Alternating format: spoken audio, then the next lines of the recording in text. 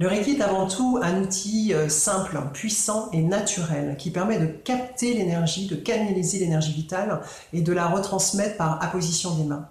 C'est un outil de transformation, de guérison qui agit sur l'être dans sa globalité, sur tous les plans, émotionnel, physique, mental, spirituel et énergétique.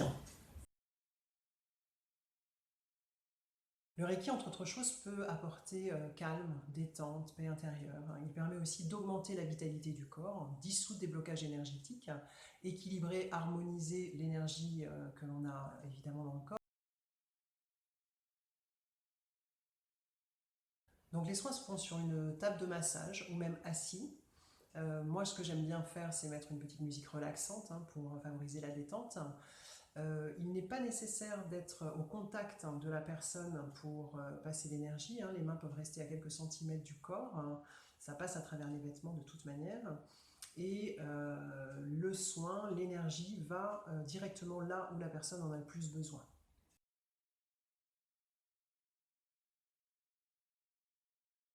Alors c'est très variable d'une personne à l'autre.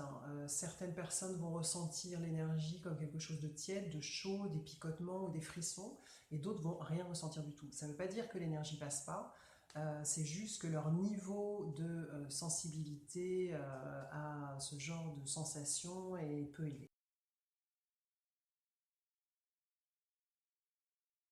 Là aussi, c'est très variable en fonction des personnes. Certaines vont ressentir le besoin d'aller se coucher après un soin parce qu'elles vont être très fatiguées. D'autres, au contraire, voilà, vont avoir pris plein de vitalité et se sentir très léger, très légères. Euh, Moi, je sais que quand je reçois un soin, le soin met à peu près 4 jours à me faire de l'effet, ou en tout cas à ce que je ressente l'effet du soin. Voilà, c'est en fonction vraiment de chaque personne.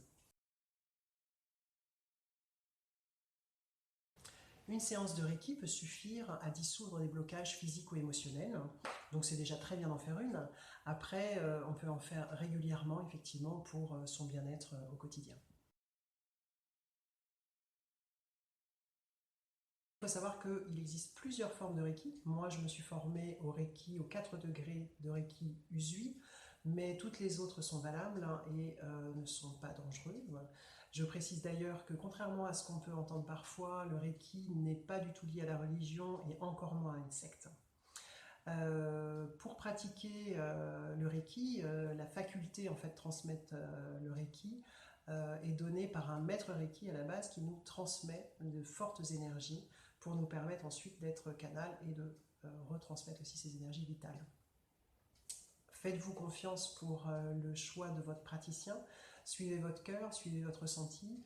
De toute manière, il n'y a pas de hasard. On rencontre toujours les personnes qu'il faut au bon moment pour soi. Voilà, si vous avez besoin d'informations complémentaires, n'hésitez pas à me mettre vos questions dans la barre commentaire ou à m'envoyer un mail à l'adresse qui s'affiche sur la vidéo. Je me ferai un plaisir de répondre.